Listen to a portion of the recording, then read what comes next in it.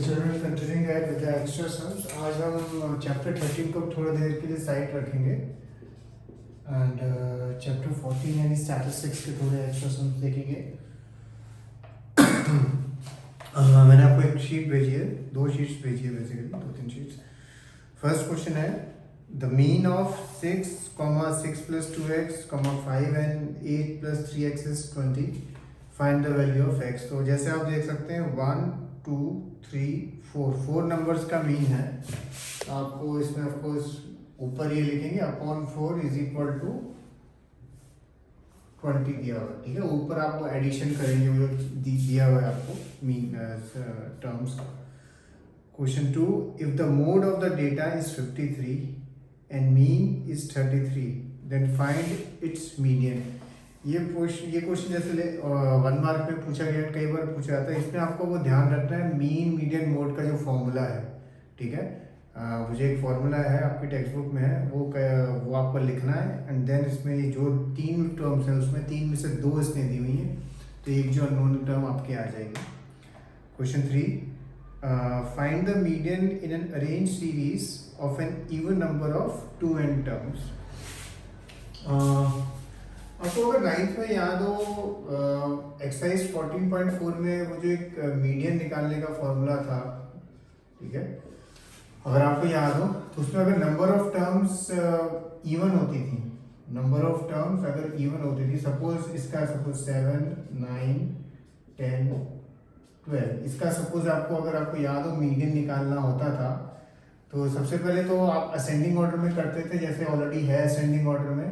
And अगर even है तो जैसे हम कैसे निकालते थे median, n/2 term plus n/2th plus 1 term, ये दोनों टर्म लोकेट करते थे और उनका mean. For example total number terms है 4, तो 4 का आधा करते हैं तो सेकंड आता है एंड उसमें जब 1 ऐड करते हैं तो थर्ड आता है.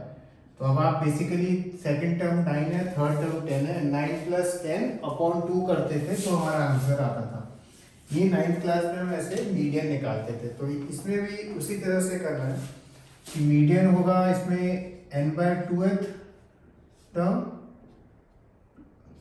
प्लस n/2th प्लस 1 टर्म और उनका मीन. अब n/2th या n की जगह आप लिख देना, आपको 2n सब्स्टिट्यूट कर देने का. तो आपको 2n/2 plus 2n plus 1/2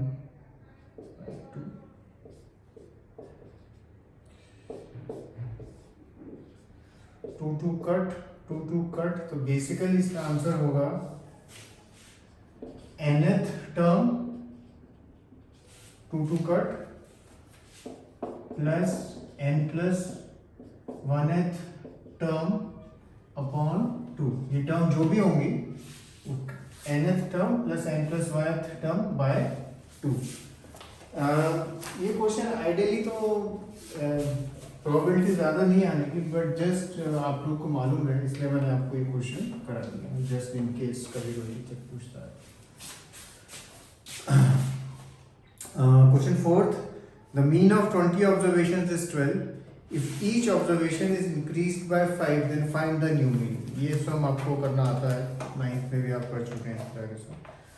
question 5th, calculate the mode for the following frequency distribution. Of course सबसे पहले आपको इसमें मॉडल क्लास डिसाइड करनी है, वो आप इजीली देख के डिसाइड कर सकते हैं. जिसमें मैक्सिमम वैल्यूज होंगी, फ्रीक्वेंसी होगी, वो आपकी मॉडल क्लास है. एंड उसके बाद आपको फॉर्मूला याद रखना है. ये जो मोड वाला सम है इसका फॉर्मूला अच्छे से याद रखना है. ठीक है, ये सम कई बार पूछा जाता है, कई बार बच्चे मिस्टेक करते हैं अगर फॉर्मूला याद नहीं किया. Question number 6, the following data gives the distribution of the total number of household expenditure in rupees of the manual workers in the city. Find the mode from the above data. Again इसमें भी आपको mode ही निकालना है, तो it is the same type of sum. of course values अलग आएंगी आपकी. फिर है find the class marks of this and this. class marks आपको मालूम है, सपोज इस क्लास का आपको क्लास मार्क निकालना है, आपको बोला गया है तो 10 + 15/2 बस करना है आपको, तो आपका क्लास मार्क निकल जाता है. The following table shows the heights in centimeter of 50 girls of class 10th of a school. और आपको ये डेटा दिया हुआ है, लिखा है फाइंड द मीन। आगे का आप देख सकते हो कट किए हुए जो स्टेप डिविएशन अब डिलीट हो चुका है, तो नॉर्मल मेथड से आप इसका बस मीन निकाल देना। जो आपका नॉर्मल मेथड आपको मालूम है, आपको उससे बस उसका मीन निकालना है।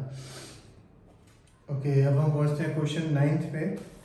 क्वेश्चन 9 में लिखा है the mean of the following frequency table is 50 but the missing frequencies f1 and f2 in class intervals 20 to 40 and 60 to 80 are missing. Find the missing frequencies. So obviously इसमें आप पहले 0 to 20 ऐसे आप table बनाएंगे, 20 to 40, 40 to 60, 60 to 80, 80 to 100, और यहाँ पे frequencies 17, T1, 32, ठीक है। और यहाँ पे अब आप क्लास मार्क भी बनाएंगे।